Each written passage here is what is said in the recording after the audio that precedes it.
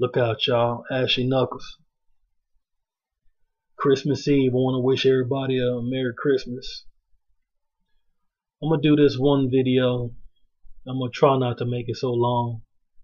Name it Blood, Sweat, and Tears. Just highlight what these guys go through. You know, we as a fan, we get spoiled.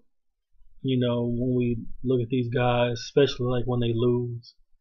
Call these guys bums, overrated, pussy, shot.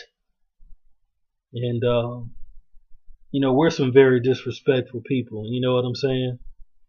When you think about what those guys give up, the sacrifices they make in order to do what they do for a living. Most of them are just trying to take care of their family, make a quick buck, try to put their family in a better standing in hopes of all winning that title or more.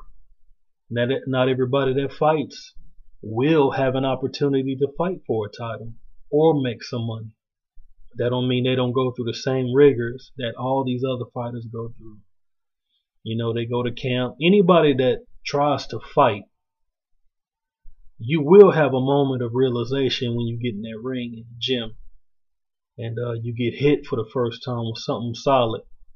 Because first of all punches hurt. You've been in fights, you've been hit by punches, whether it hurt a little bit or hurt a lot. You didn't want to get hit no more. I know that. Nobody wants to get hit. Even Arturo Gatti didn't want to get hit. He had arguably the best chin of this era. That motherfucker could take a punch, for real. He'd go down, get up, and you would swear he never went down because he'd keep coming at you, and he could crack. That's a different story. But, these guys put their bodies through torture, the sparring, rounds and rounds and rounds of sparring. I mean, getting punched all the time while leading up to the fight. And then you get into the fight, and the guy who just went through that same shit is on the other side of the ring with you, and he's in tip-top shape too. And y'all got, 12 rounds, 10 rounds, 8 rounds, 6 rounds, whatever amount of time to sort whatever y'all got going on out physically. And these guys do this time and time again. And it starts, for a lot of guys in the amateurs. And a lot of guys that fight in today's game don't have an amateur career. A lot of guys are just like you and me, just trying to make a quick buck, feed their family, put their family in a better standing, move forward in life. It's just what they choose. And I just want to highlight, a lot of what these guys go through, making weight, starving themselves just so they can make a buck, put their family in a better standing. It's all a part of the game. Guys take fights on short notice. They don't have high profile promoters, so they got to take fights as they can get them, having anywhere from a couple of days to a week or a couple of weeks leading into the fight. No full camp. I know y'all are accustomed to hearing about guys going to training camp. For a lot of fighters, there is no going to training camp. You better had already been in shape, because when you sign to take that fight, you still got to make weight. So a lot of guys are starving themselves leading into the fight, even if they got skills and they're unknown. They go into the fight grossly dehydrated, hungry. They try to eat back on. I mean, it's good that they weigh in a day before. Now they can actually weigh in and then go eat. But by the time the fight come around, their body just not cooperating. And they get in that ring and get their ass destroyed, by the guy who actually had the time to properly prepare for his opponent. And those are just some of the small things, those are just something. And that's not necessarily small either, but you got guys who, get in the ring, they fight, and they suffer horrible injuries in the fight. Whether it's injuries from taking a beating, from taking, sustained punishment from fighting, or just injuries because their body's, giving out on them. And it happens time and time again, whether it's rotator cuffs, dudes' eyes closing or something like that, or they get pounded so much in the face to where they can't breathe in the following rounds. They got to stop the fight because now they can't breathe. Nose busted, full of blood. It's just crazy, man. And of course, the worst part, the part we never want to hear about, but we do hear about it. And over the history of boxing, we've heard about it quite a bit, more than I'd like to hear about it. And that's ultimately succumbing from damage in the ring. And nobody really likes to talk about that. And there are plenty of examples from old school fights. I'm pretty sure everybody knows about the Sugar Ray Robinson Jimmy Doyle fight. The guys that do documentaries do a really good job of kind of giving you some background on it. But in that particular instance, the night before the fight, Sugar Ray Robinson would have a dream, and in that dream he dreamed that he would not kill him like pull a gun on him, but he would fight Jimmy Doyle, and Jimmy Doyle would die after that fight or in that fight. And immediately he wasn't going to go do the fight. I know a lot of you already know about this, just bear with me, I'll be brief. But they had, Catholic priests and all type of people coming up to Ray Robinson, trying to let him know, hey man, it's just a dream, everything's going to be fine. You're just being nervous, you reading too much into it. And he went ahead and fought him. And in that fight, he would hit him, I think it was a lead left hook. And Sugar Ray Robinson, he's the one that pioneered those triple left hooks. Triple upstairs or body and head. It was him. It was him that did it. And he would put him out with a hook, and Jimmy Doyle, sure enough, died. But he's not the only one to do that, especially in those times. You got, of course, Emil Griffith and Benny Paret. They fought many times. There was really bad blood between them. Of course, during that time, Emil Griffith, just a massive, powerful welterweight, very conditioned. The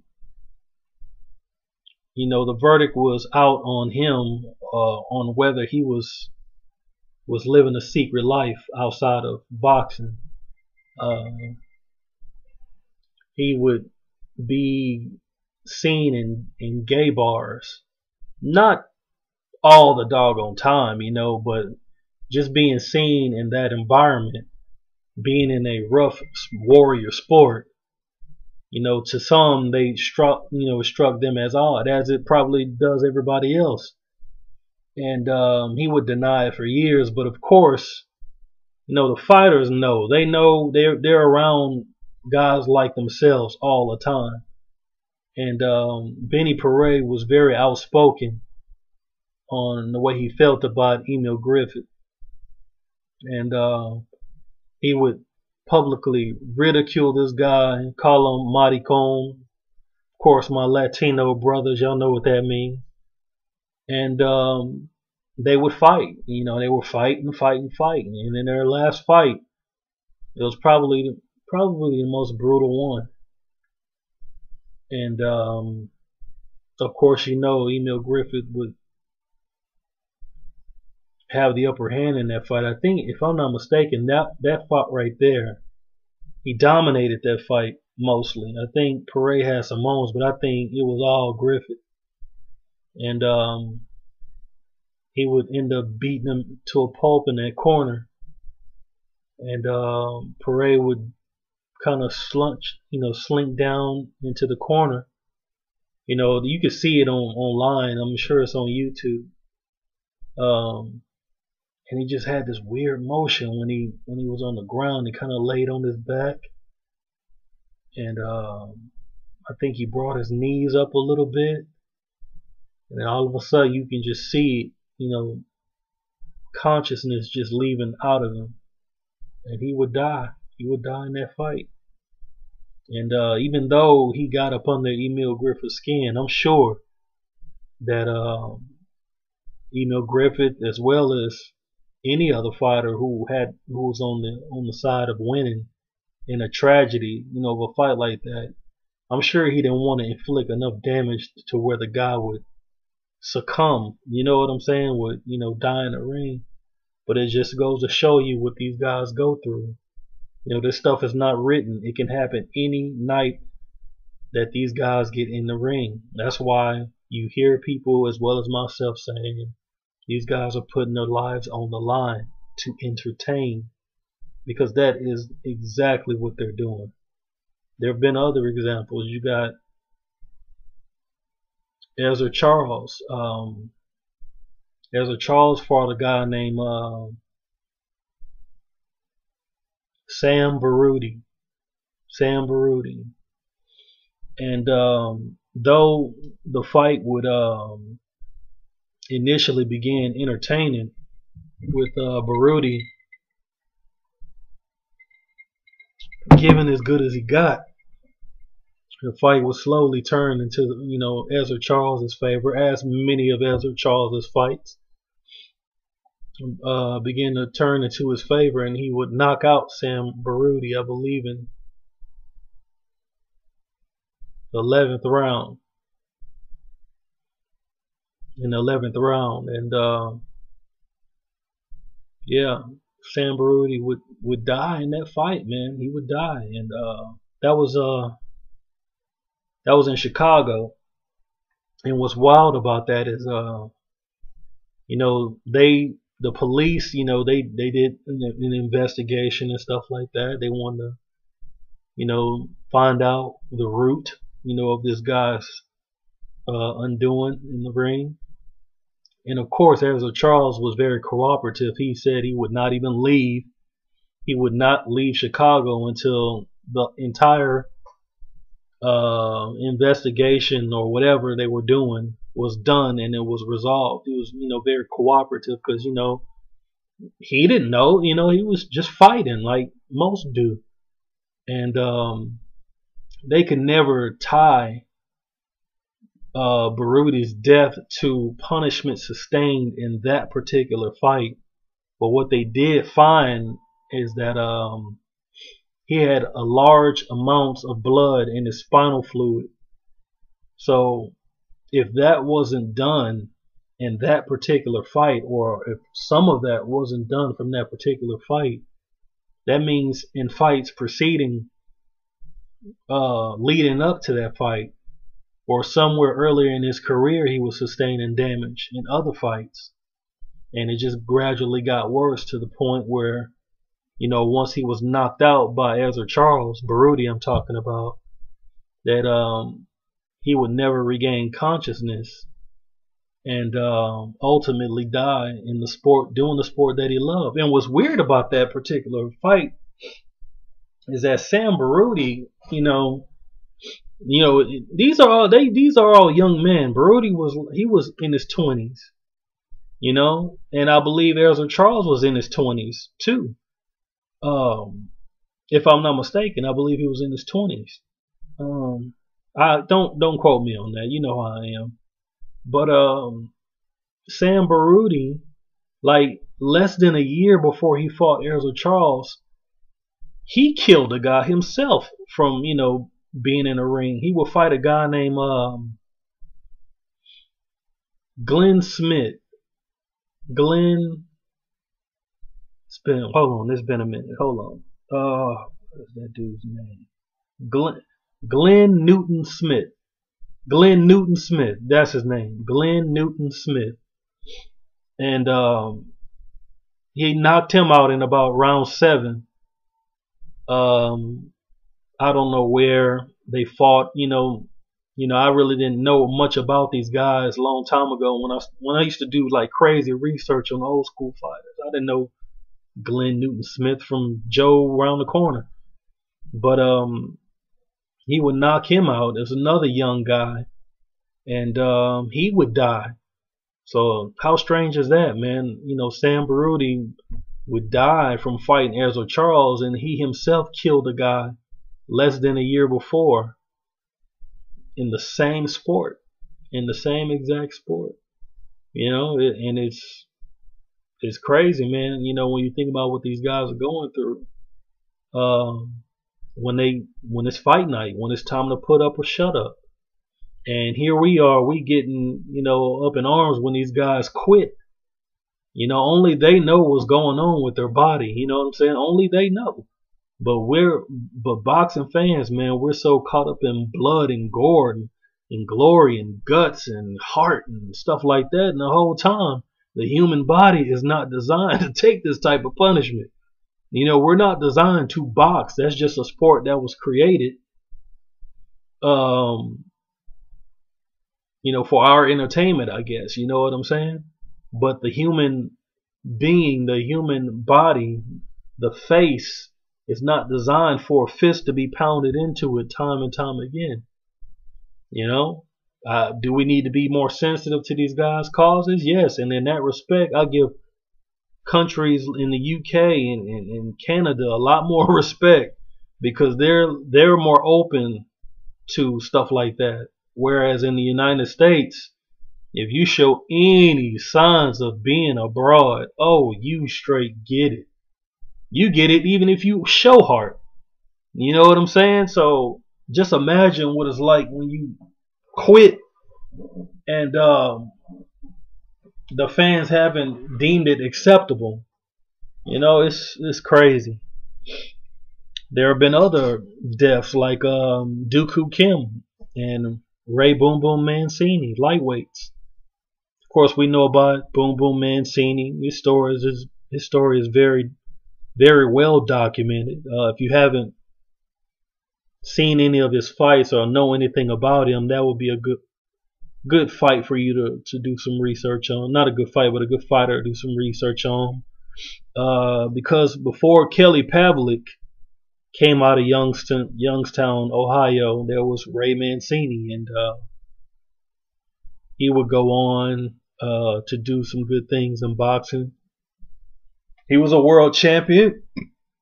He was a TV champion. He used to come on CBS. I think he came on, a lot of times on regular TV. He was very entertaining, had some really respectable power. He fought very entertaining fights. Like if he fought in today's era, he'd be very crowd-pleasing fighter as he was in his time. But with him, I know everybody know about his fight with Arguello. He was doing well against Alexis Arguello, but Arguello would eventually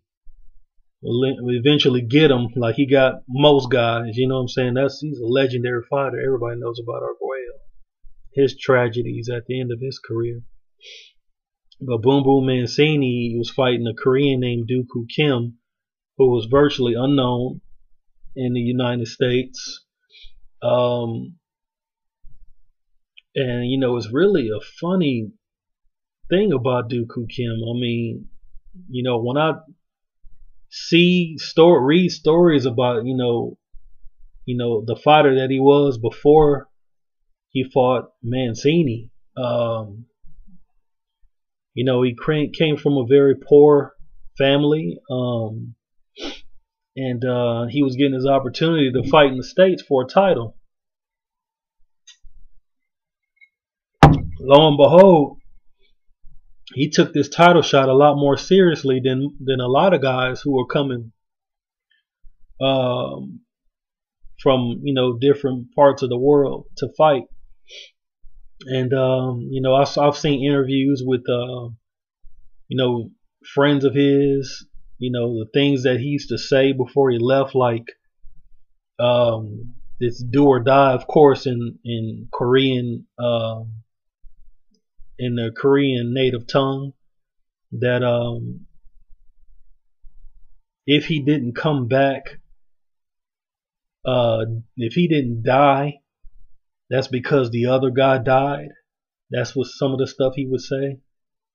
Basically, this guy was on a mission that if I do not win, it is because I did not make it.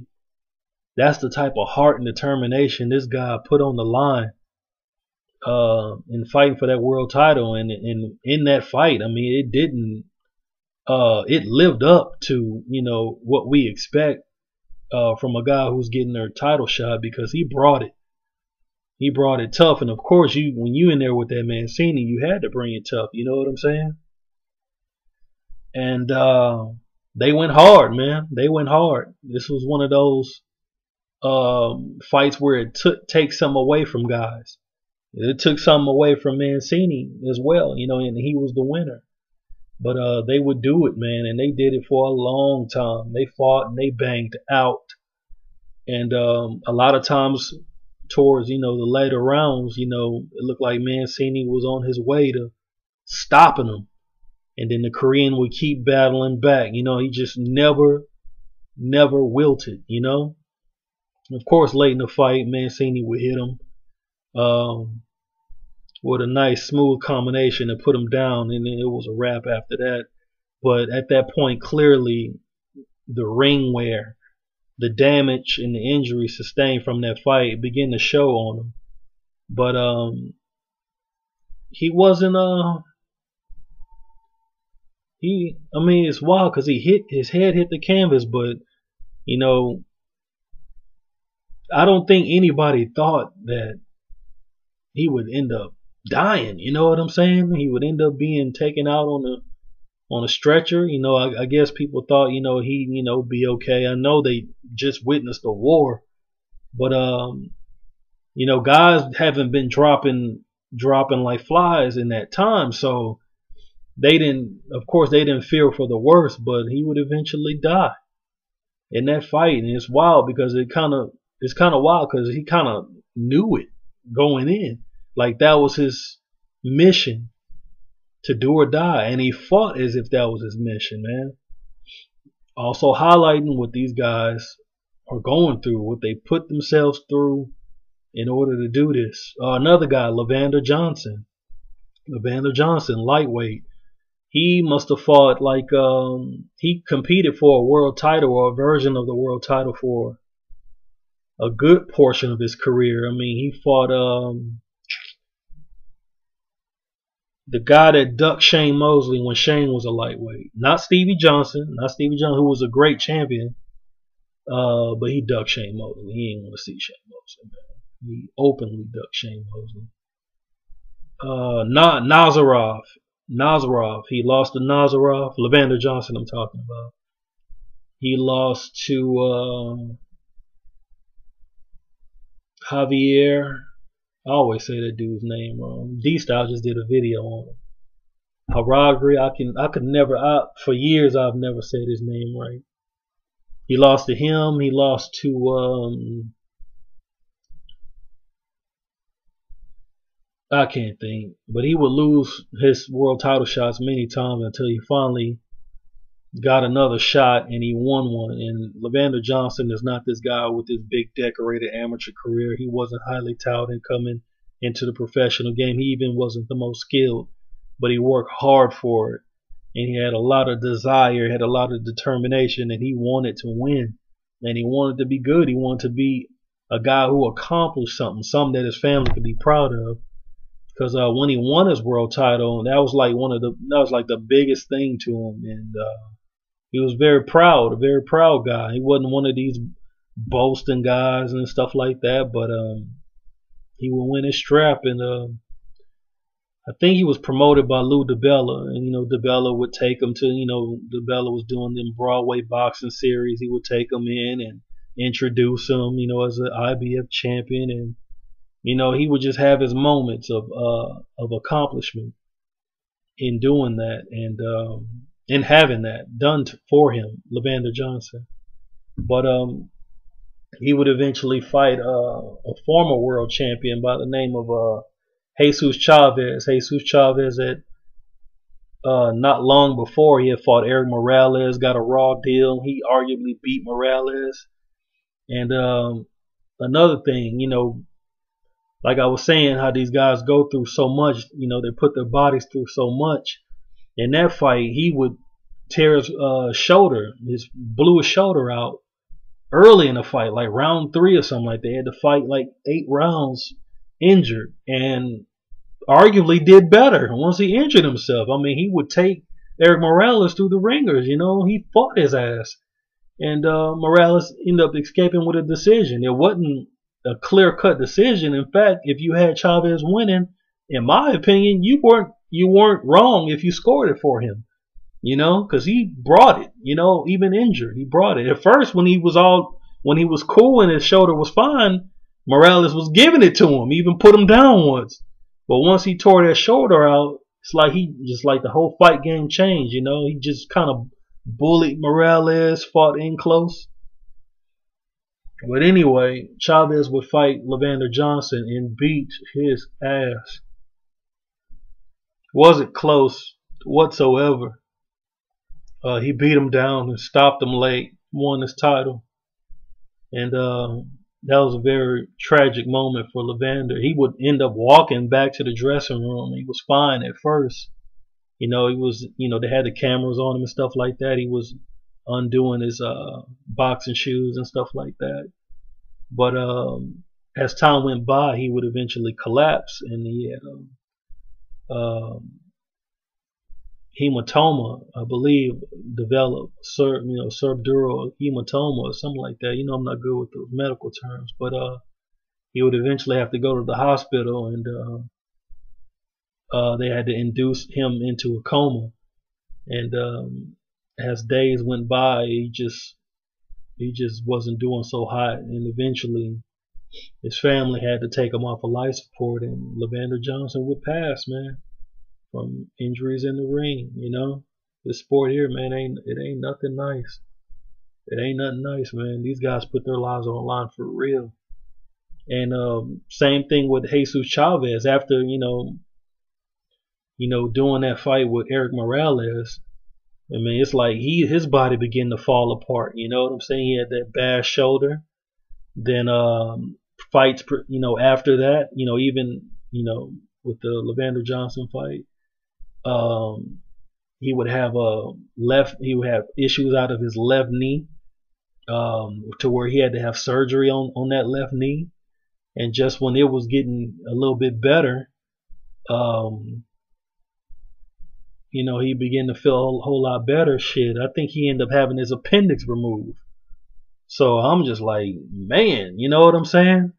So just when he's starting to get himself together, he finally works his way into a shot at a title against Julio Diaz. Julio Diaz, you just heard me talk about it, how he just brought Amir Khan through hell.